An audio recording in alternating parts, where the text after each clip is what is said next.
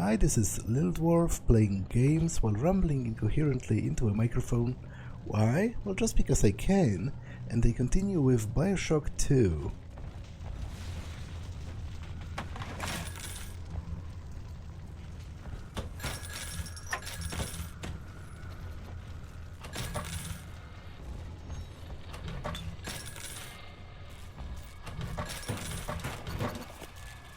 Therapy patients.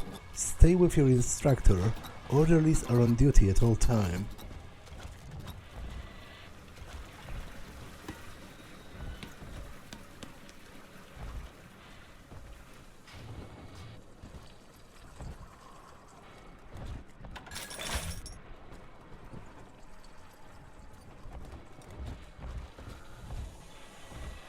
This is not a sermon.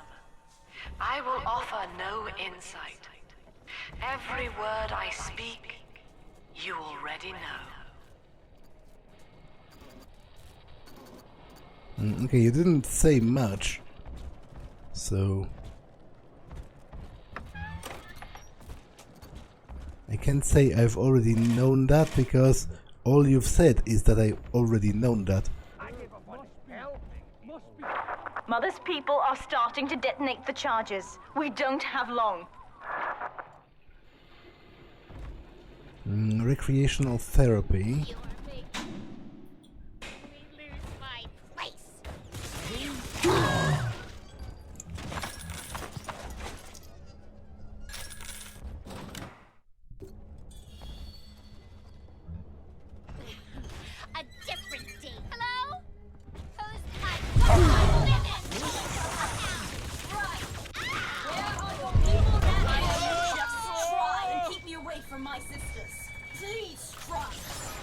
Who's next?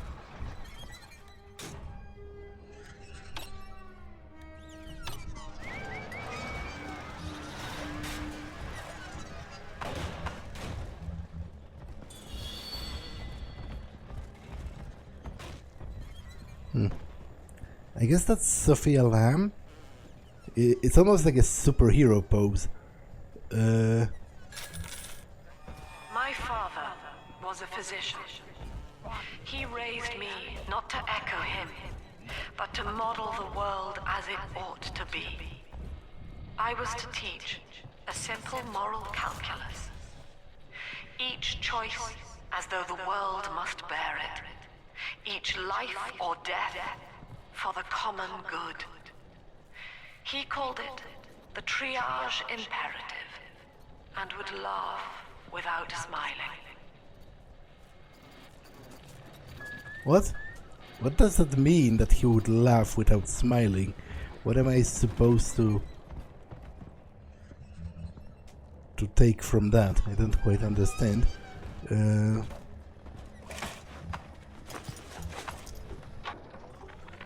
With this damn faulty memory of mine, I need to record a clue so I don't forget the key code.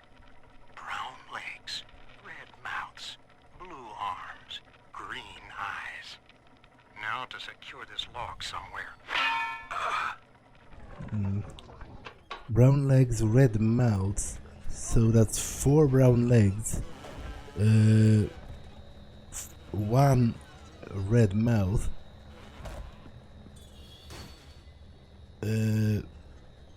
That's what was it again? Let me listen to that again.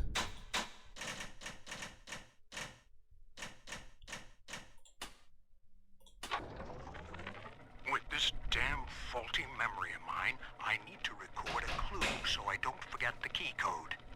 Brown legs, red mouths, blue arms, green eyes. Now to secure this log somewhere.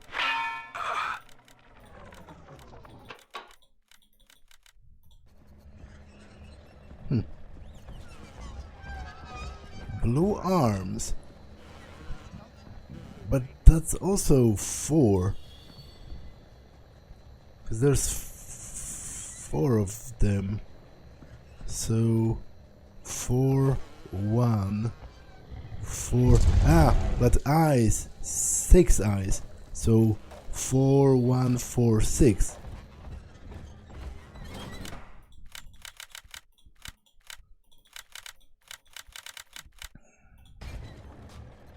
Okay.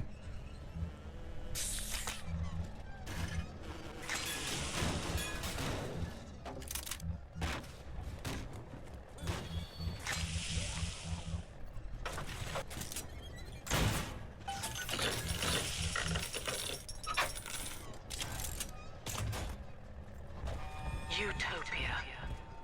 Said aloud, it evokes heaven on earth. Yet the word means both good place and no place. An ideal, unreachable. Even in the naming of it, we refuse to believe. And yet, we will forever seek utopia, driven always to want more, no matter how much we have. It is among the grandest of human ironies that our very drive to find utopia has kept us from abiding there. Intensive therapy.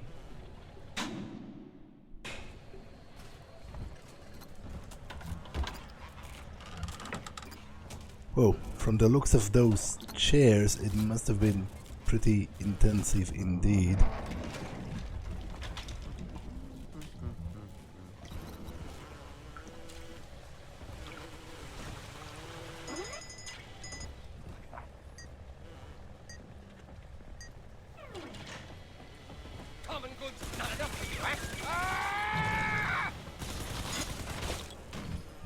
Think I will smile and act as such. Congratulations. You have just experienced the illusion of free will.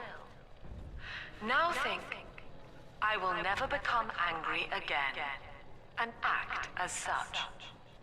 The illusion begins to break down. Your genes have no objection to an empty smile, but anger to the gene is part of the program. I submit the following conclusion. The gene is the enemy.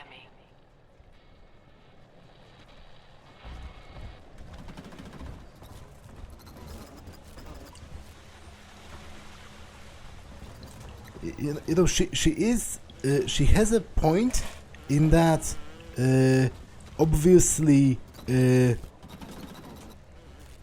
isn't as if we have entirely free will in the meaning of never being influenced by anything. Our choices are constantly influenced by things, and you know, chief among them our emotions. And sometimes it feels almost as if we have no choice, because we are so heavily driven by those emotions. And to be honest, in a broader sense, I guess I am a determinist. Like, I believe that if someone had 100% of the information available in the universe, he could very well predict the future, kind of, because everything that people do is determined by something. So if you were to know everything, you would know what those choices are going to be determined by. But I think free will is like, I believe in an illusion of free will that is good enough from our limited perspective, because obviously we as humans don't have 100% of the information, so we can't predict what's going to happen. And I feel like at least an illusion of free will is actually necessary for society to function, because obviously if you would go with the 100% deterministic approach of saying that people don't have free will, they can't choose what are they going to do, that abolishes the concept of personal responsibility. You couldn't punish crimes if you don't allow for the existence of free will, because obviously if people didn't choose to commit them, if they couldn't have chosen anything else, then how can they be punished for it? So I feel like at least an illusion of free will is a societal necessity. But coming back to Sophia Lamb, she might be right in the fact that as she said, that was a good example. There is a huge difference between saying I will smile and then doing so, and between saying I will never get angry again and then doing so. Obviously, the latter is pretty much impossible.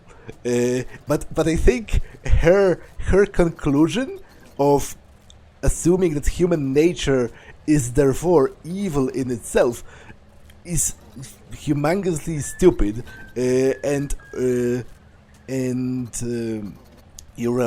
rendering people into being those selfless automatons is definitely not a solution. I don't think we should be doing that, even if we could, and even if someone agreed to that, I still think it would make him somehow lesser. There is virtue in the act of striving to do good, in the act of choosing to do the right thing. There is virtue in that. Whereas I feel like if you were just programmed to do what someone has thought of as the right thing, it wouldn't have this inherent virtue in it. But let's continue. Warning. What is good? Only one definition endures. Good is pleasure in the absence of suffering. What then is the greater good? To calculate pleasure or suffering in the majority, we must account for the dimension of time. Each act must be measured not merely within the moment, but against all causality. The greater good, therefore, equates to total pleasure over time.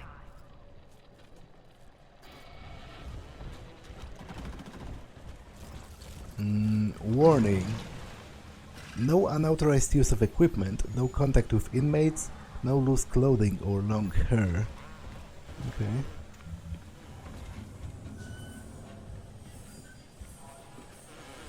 I believe they were like spinning people in this. I'm not sure if that was because there used to be a lot of crazy, bonkers psychiatric quote-unquote treatments, like submerging people in cold and then hot water consecutively, for example. So it might have very well been a thing to spin people as well at some point. This is not a sermon. I will offer no insight. Every word I speak, you already know.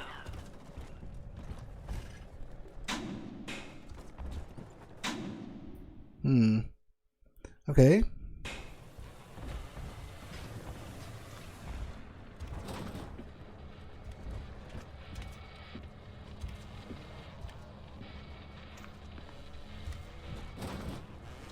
My father was a physician. Oh, voltage application button. I'm not going to shock him. But to model the world as it ought to be. We're almost to the pediatric ward. I expect we'll be fighting our way inside. Each choice as though the world must bear it. Each life or death for the common good. He called it the triage imperative, and would laugh without smiling.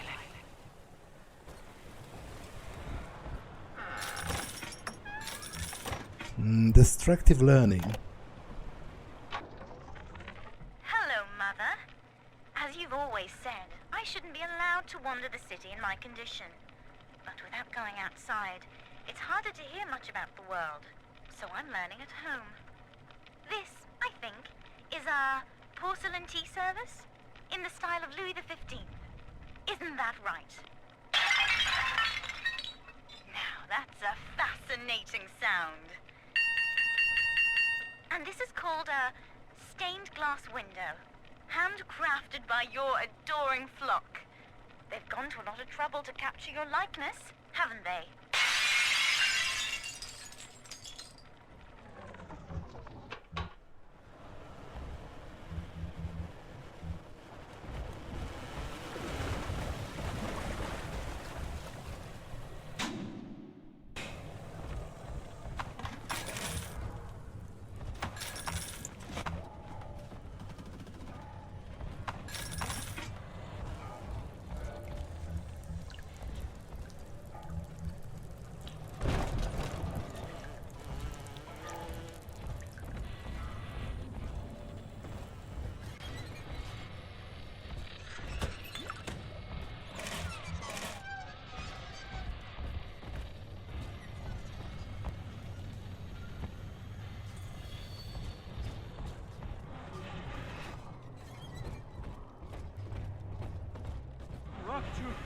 our test, Father. Haven't I proven myself yet? Where is my reward?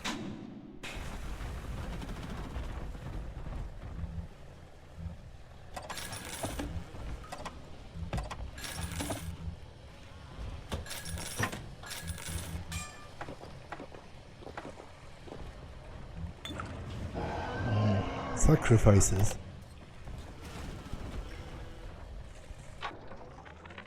Things aren't so rosy for Lamb's little collective farm down here, no matter how much influence she's got with the inmates.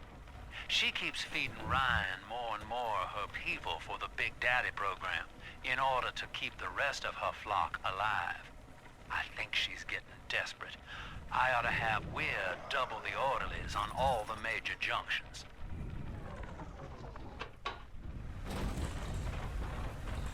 Oh. That's some hardcore door controls.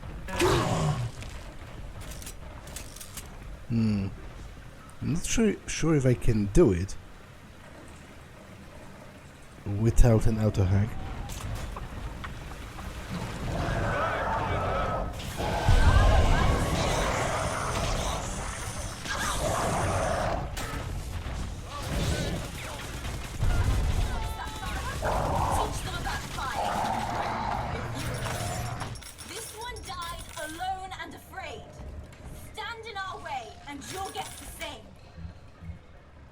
A stratagem for Sinclair. Need I remind you, Sinclair, that Lamb is your problem now. She's no longer a citizen of Rapture. That was the proviso. You wanted her expertise, and now you have it. Ryan Industries is your client, and we require test candidates from among your charges. The protectors are short-lived. Lamb would be a messiah, correct? Well, sell her a sacrifice to save the flock.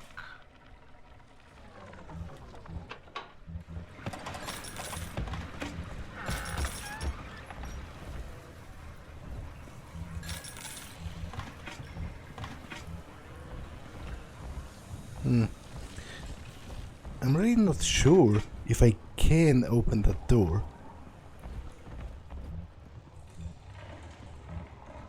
Oh, auto hack third. Okay, I can now.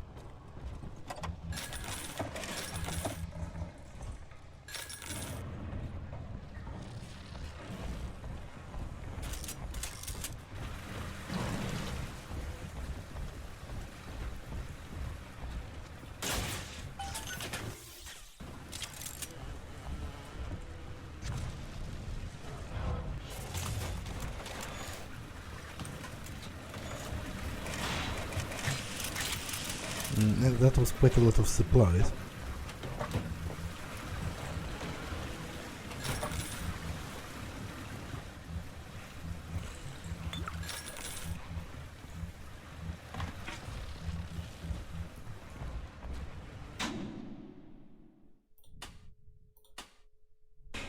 Okay, let's finally go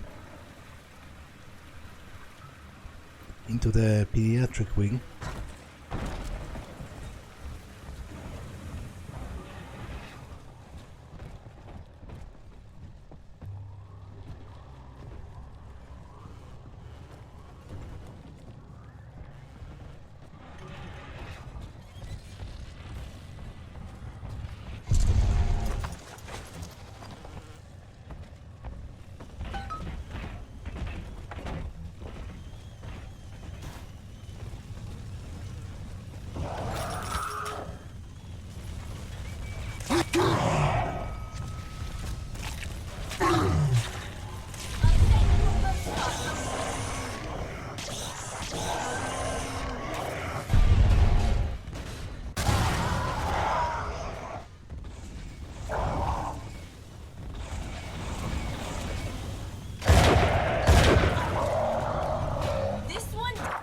When you've cleared them out, I'll need a signal.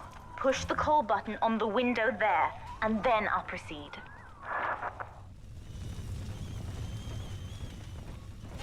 He speaketh through me! Unbeliever! I am not your bloody Messiah!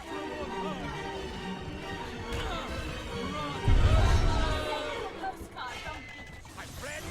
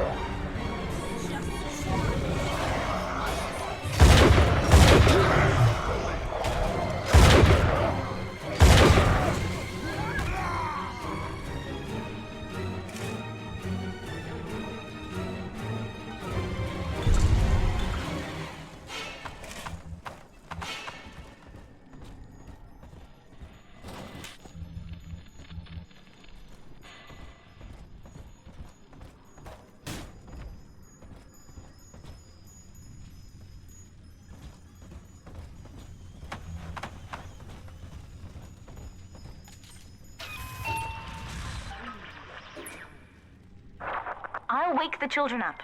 They're stronger than they know. With their help, I should be able to boil off the water and get us all out of here. Go on ahead, Father. I'll free them as quickly as I can, just as you showed me.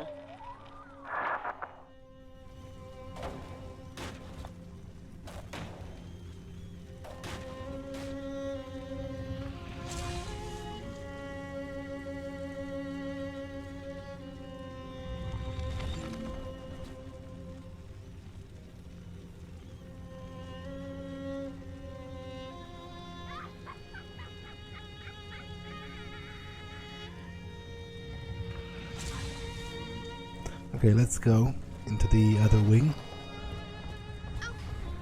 Because I am down here, right? Yep.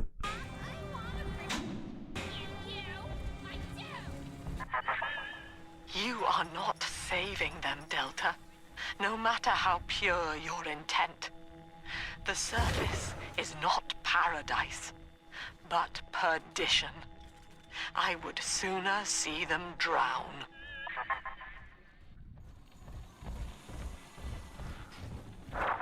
Look, Father, I know you may not have wanted a daughter, but love is just a chemical. We give it meaning by choice. I will be damned if I let Mother take you away from me again.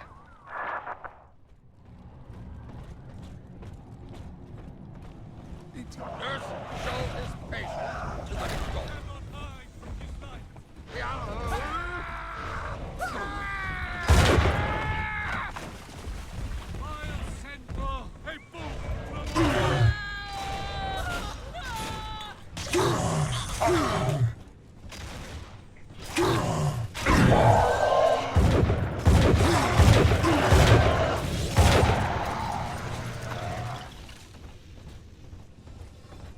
Okay, can I buy anything? Not really. So the last thing to check is this. The infirmary wing.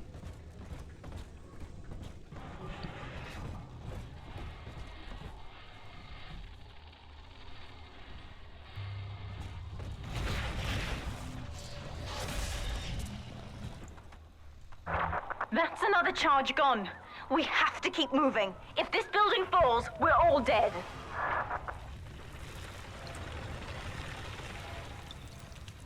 Tired of waiting for treatment? Ask about our preferred patient program.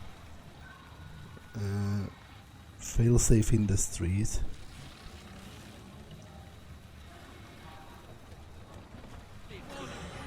I shouldn't have to pay for these.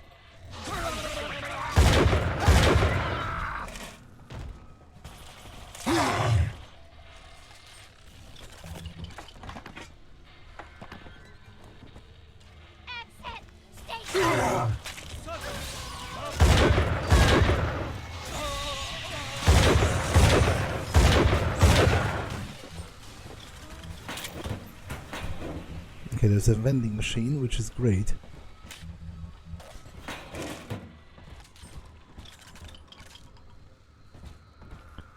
Registration desk. Patients wait here. Have your paperwork ready when called.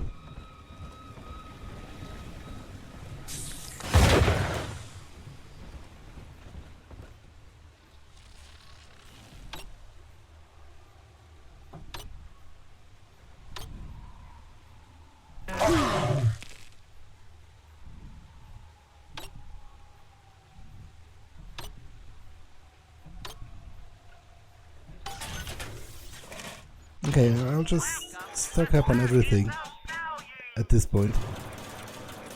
So this is literally the end of the game. It's a pity I can't buy auto-hacking darts, but...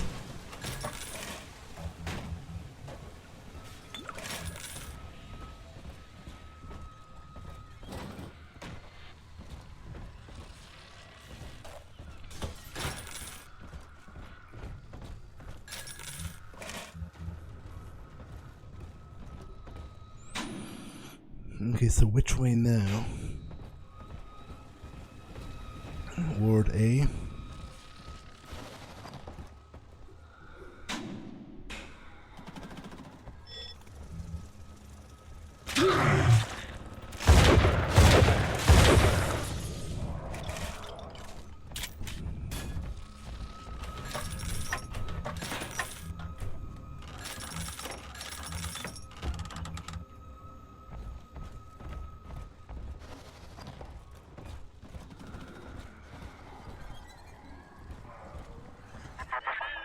Eleanor was to be a composite of all Rapture's genius. The first living utopian, serving the world at large with no regard for herself. To force consciousness on such a being is to tear its wings away. That was your gift to her, Delta. Just as she hoped. You must be very proud.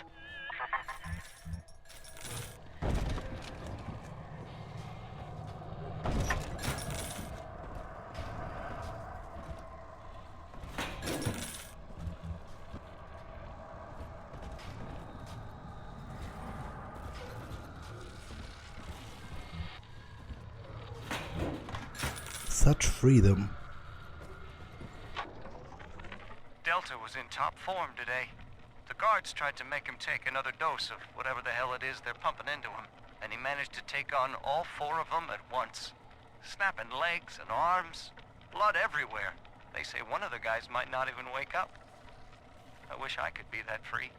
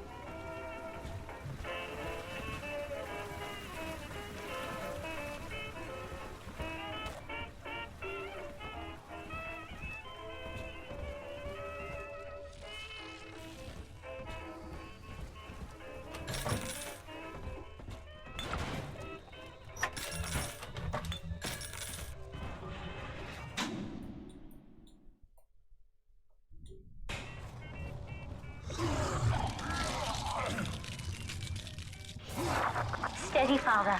Don't let go now.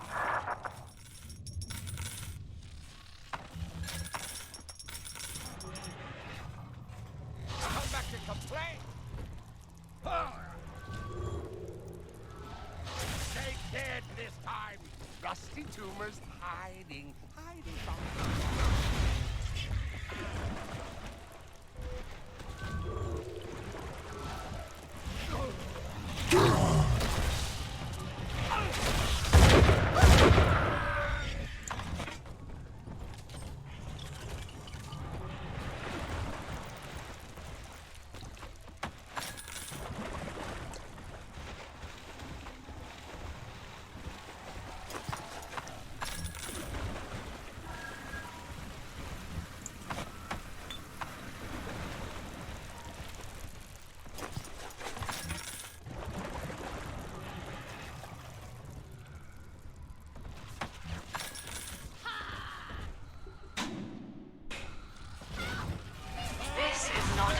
Okay, so this just loops back here. I will offer no insight. Every word I speak, you already know.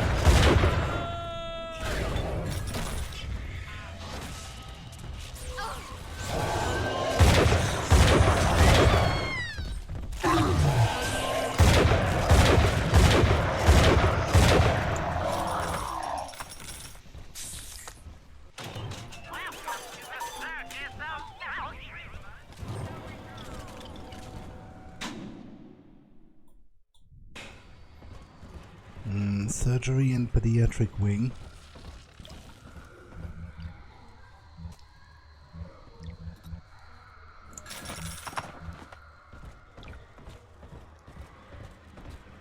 Quarantine area.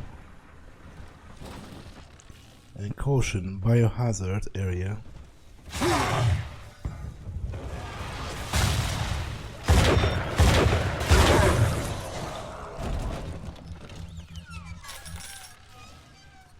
Okay, I will upgrade the launcher again.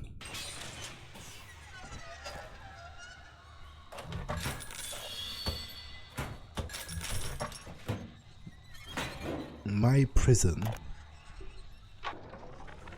Guess I had the wrong of it when it came to Dr. Lamb. She explained how my cravings for control were rotting me out from the inside. We found all these incidents in my log where I made it easy for a convict to get the jump on me, just so I could bloody punish him. Christ. But I believe I can do some good down here now, with the family. Well, we have a shot at surviving that fucking bedlam going on up there. Maybe even take the city back.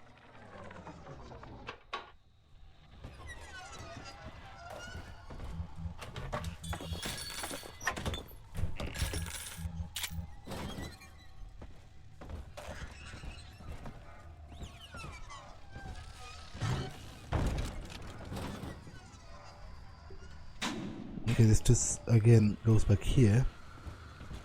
So I am supposed to go up then.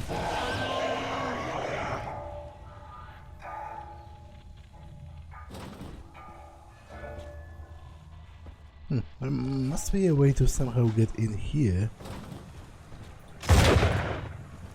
Because there is an item in view.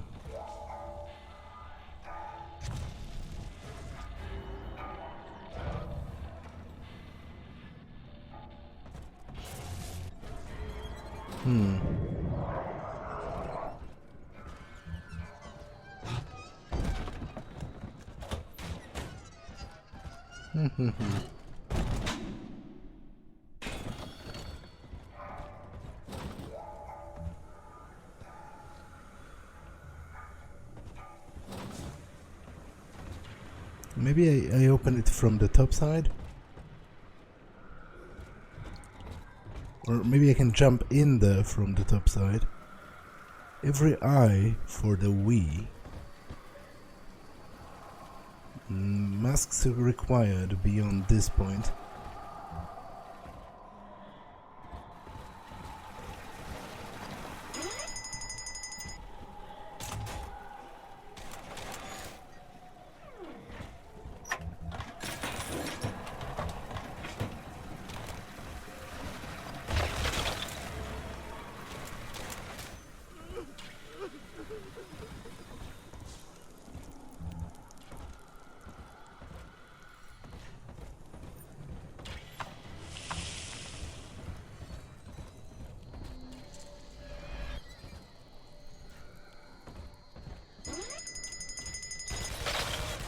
Oh, damn it.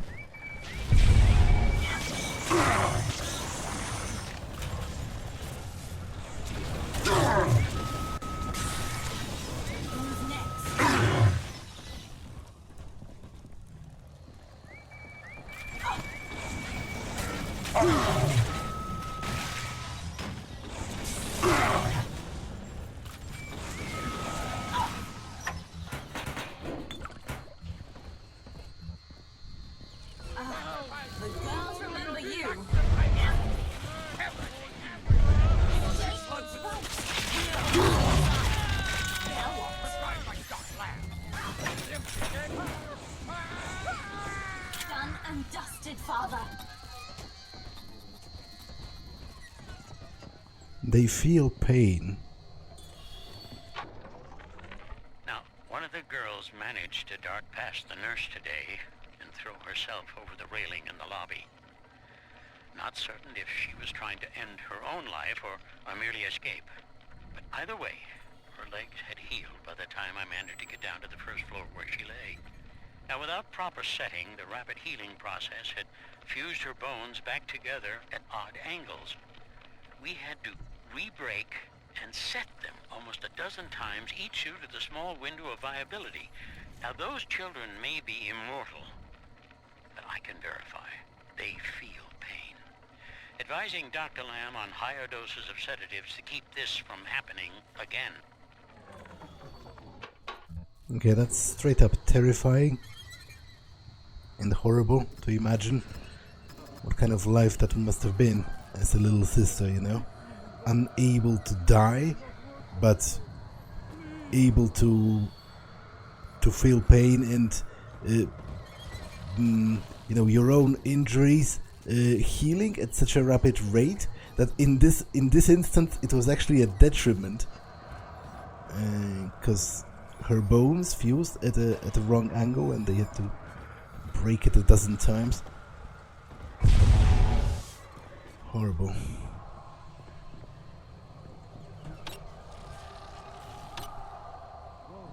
Go on to the great city. It is no way to travel. Not that what's going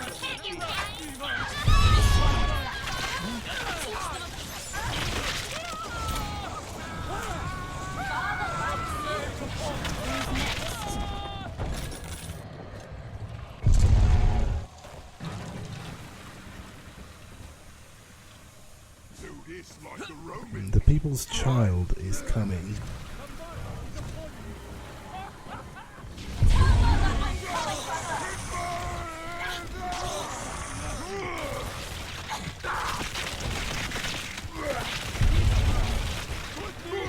My father, physician.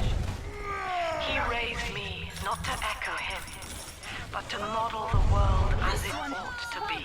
We're on the same side. I was to teach a simple moral calculus. Done and dusted, Father. Each choice as though the world must bear it. Each life or death for the common good. He called it the triage imperative and would laugh without smiling.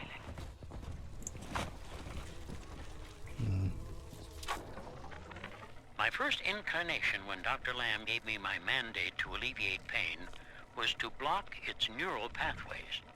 Now, the preliminary results were promising too, until some of the children started chewing their own tongues off out of ignorance.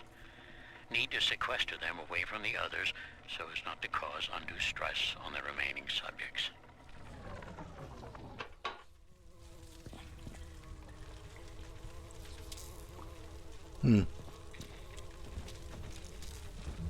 Actually, that makes me wonder how viable chewing your own tongue off is.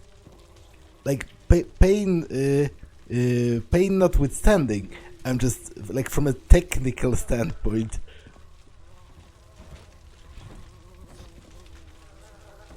Because that's something that is mentioned a lot in fiction. You know, there used to be, actually in real life as well, this folk wisdom of, you know, when somebody has a seizure, you're supposed to put something in his mouth so that he doesn't I don't know. As I said, I guess it was partially, from what I heard, the belief was that he would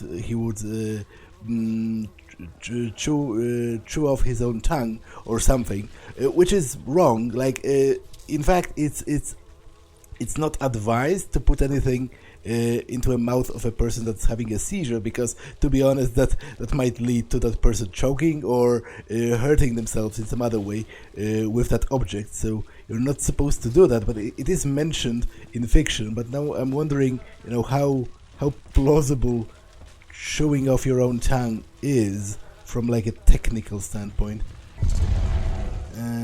Attention personnel, fire danger. Use extreme caution when opening oven doors. Okay.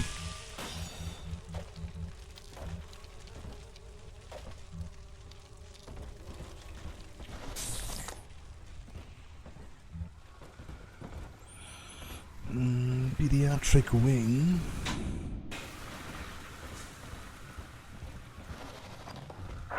We're nearing another pediatric ward. It will be guarded, Father. Get ready.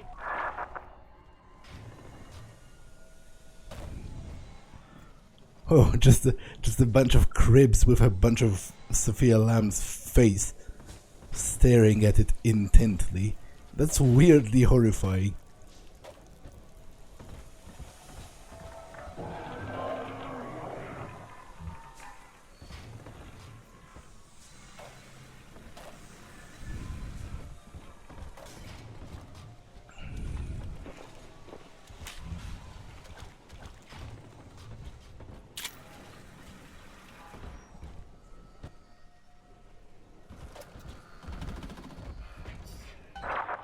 When you've cleared them out, I'll need a signal like before.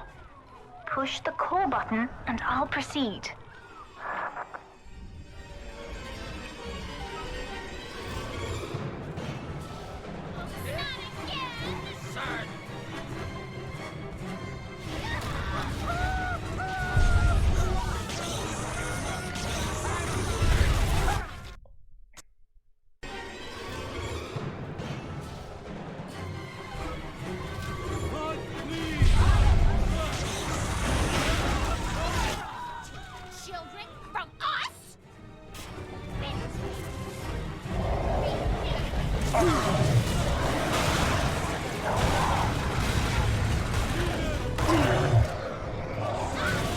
Oh, so... damn it. Sorry about that.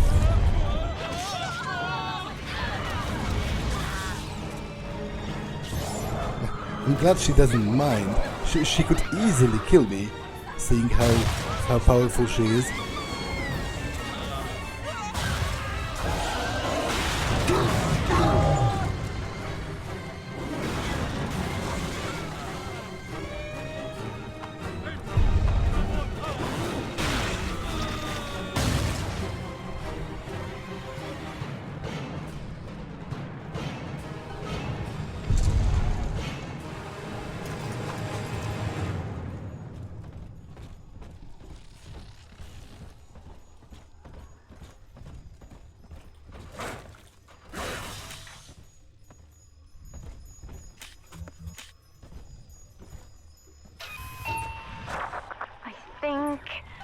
Yes, we're ready for the ballast tank. I can boil off the water and get us out of here. We must return to the docking platform, Father, now.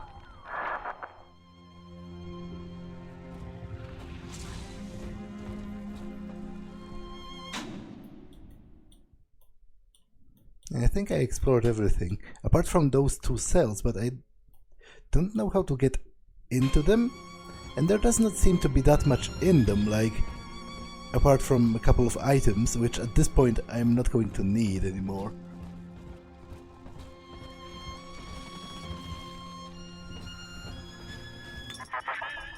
You granted Eleanor the will to choose, and now, like a plague, she spreads it to those innocents. To be self-aware is a curse, Delta. You are damning them.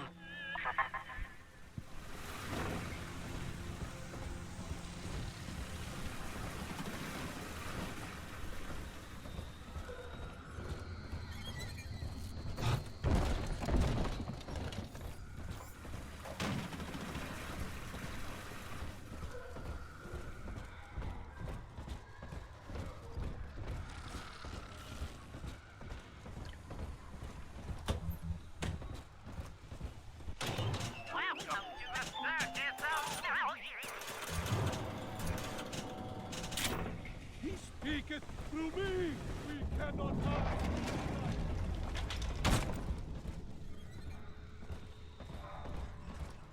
I'll send you pain. Okay, I don't know how to get in there, but I don't think there is anything there apart from a couple of combat items, which, as I said, I'm not going to need anymore.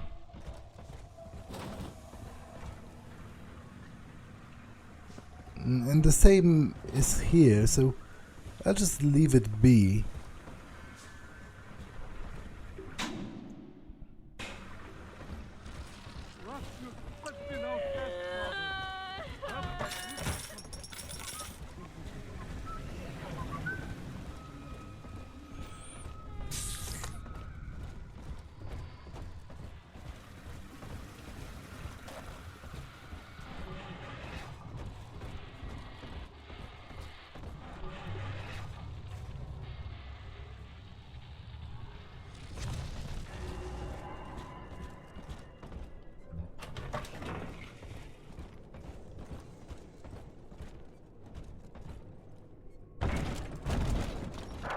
I'm stepping inside the ballast tank, Father.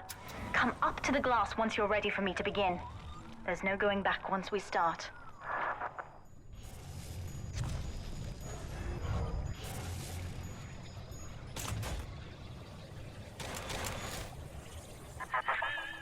You would rip my only daughter from her home and family and feed her to a world without hope. Though Utopia may die with her, I would sooner see us fall. Goodbye, Eleanor. Mother will be waiting for you. Here they come, Father! Hold them off until I can bring it to a boil.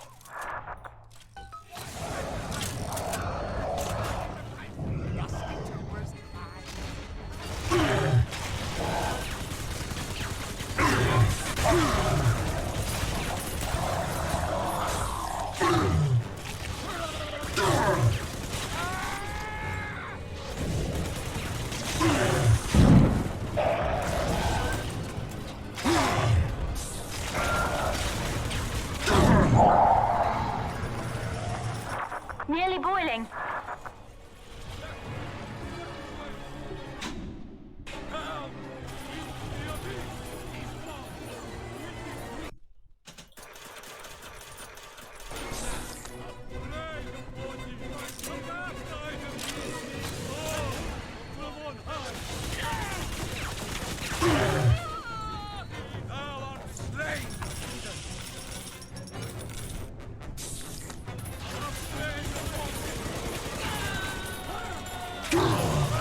It's boiling.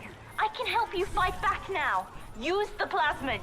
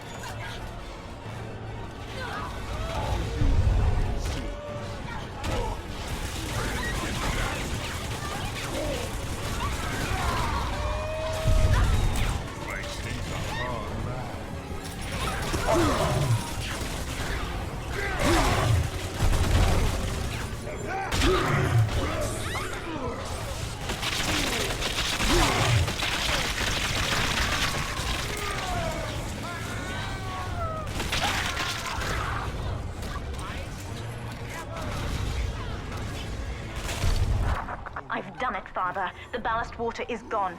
Release the docking mechanism.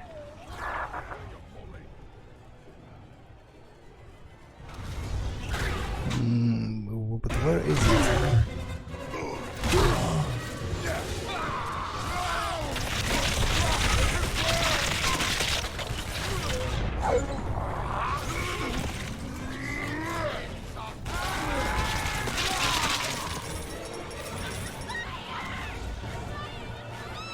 Ah, there. Okay.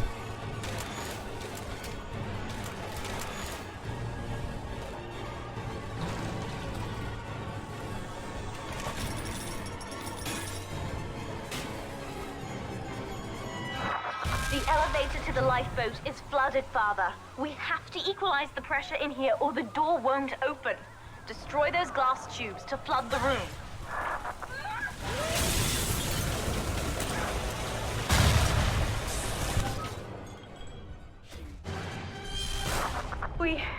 We've done it, Father. We're launching. Get to the elevator.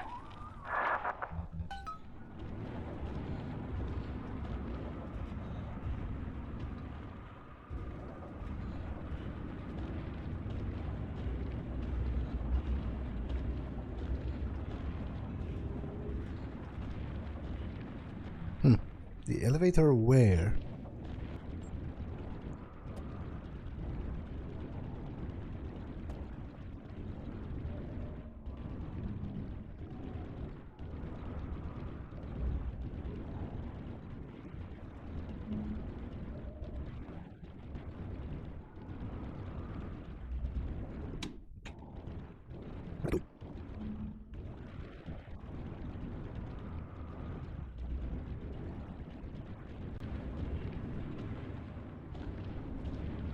Oh, okay.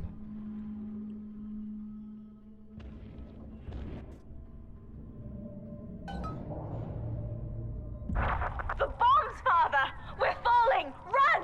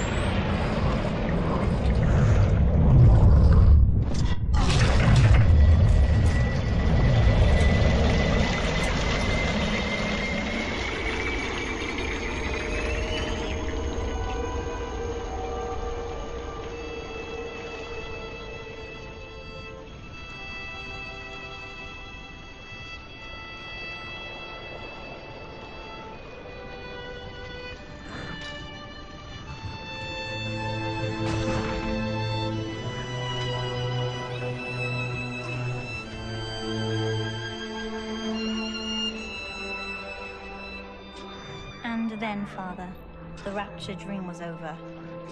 You taught me that evil is just a word. Under the skin, it's simple pain. For you, mercy was victory. You sacrificed, you endured, and when given the chance, you forgave. Always. Mother believed this world was irredeemable, but she was wrong, Father. We are Utopia, you and I, and in forgiving, we left the door open for her.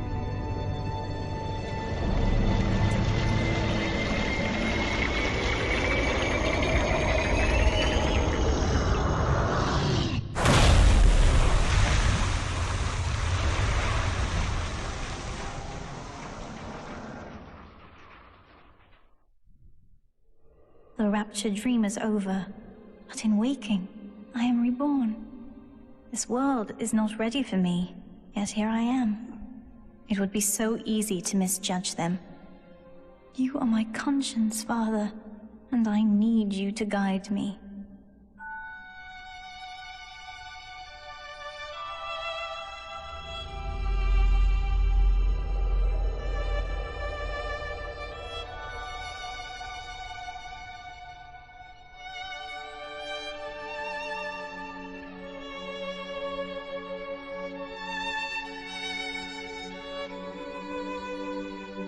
You will always be with me now, Father. Your memories, your drives. And when I need you, you'll be there on my shoulder, whispering.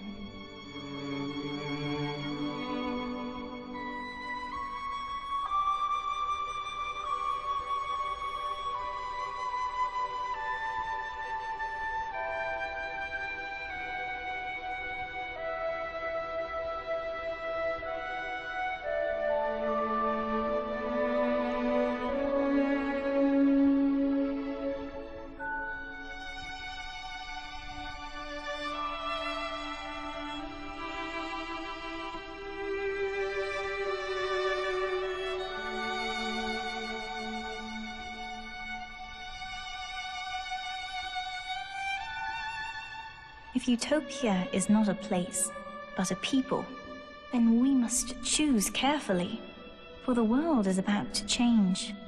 And in our story, Rapture was just the beginning.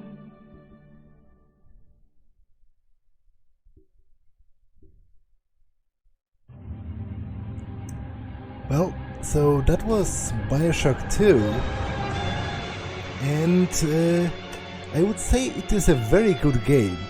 Like, maybe it's not as great as the first one, because obviously the first one laid the foundations for this entire world, and it also had the brilliant twist. But I would say Bioshock 2, to me, is a lot better than it's given credit for. I would say, if you liked the first one, playing Bioshock 2 is essential-ish. It is a very good expansion on the story of Bioshock 1, and especially on the world, maybe not so much on the story itself, but on the world of Rapture, and it touches on some topics that I feel are very important to the world building of Bioshock. Chiefly among them the situation of the poor and of the working class in Rapture. And from a gameplay perspective, this is an all-round improvement. The way it handles, using plasmids and weapons simultaneously, the way it streamlines hacking to be less boring, and various other things it does in the gameplay department is definitely an improvement, I would say. But even disregarding the gameplay entirely, I think this game is worth playing just for the story, the narrative, and the world building, and the additional context it brings to the world of Rapture. Was it needed per se? Perhaps not. And some people say because of that it is a cash grab. And technically speaking, I guess it is, but technically speaking, most sequels are cash grabs. If the first story is self-contained, then it doesn't need a continuation per se. Bioshock 1 didn't need Bioshock 2, but I think Bioshock 2, once it came out, it did a good job of expanding on the foundation of Bioshock 1, and I feel this game gets a lot of bad rep because it is not made by the same people, but that Bioshock 1 was, because it was like outsourced by the publisher to some other studio, and Ken Levine, the main narrative designer, or writer, or whatever, however the position is called, the brain behind the story and the world of Bioshock, he wasn't involved in this one, and because of that a lot of people say it's shit, but it is a non sequitur, like it doesn't follow one from the other. The fact that this wasn't made by the same people doesn't necessarily mean it's bad. I happen to think it's actually good. Sure, there are some problems with chronology and some minor retcons, but to be honest, as I was already talking about earlier, if you're annoyed by the retcons in Bioshock 2, then by right you should be as annoyed or more annoyed by the retcons in Bioshock Infinite, which those were made by Ken Levine, so he retconned himself anyway in the end. And yeah, Bioshock 2 to me is still pretty great, and I'm very glad to have played it again and experienced the story. I am very tired at the moment because it's rather late, so it's difficult for me to be articulate. Maybe I'll write something more, like a summary of my thoughts. If I do, it's going to be in the pinned comment, and if I don't, then I guess that's it. Now, before I end this video, one more thing. I will be playing the Minerva's Den DLC, and that one will be blind. I have never played this DLC, because when I played Bioshock 2 all those years ago, I didn't have it. And I've heard very, very good things about the Minerva's Den DLC, so I'm interested to experience that, but that will be probably a separate playlist, labeled as blind, just to keep it keep it clear and neat. So for Bioshock 2 proper, that's all for this one, and I will see you in the next one. Bye.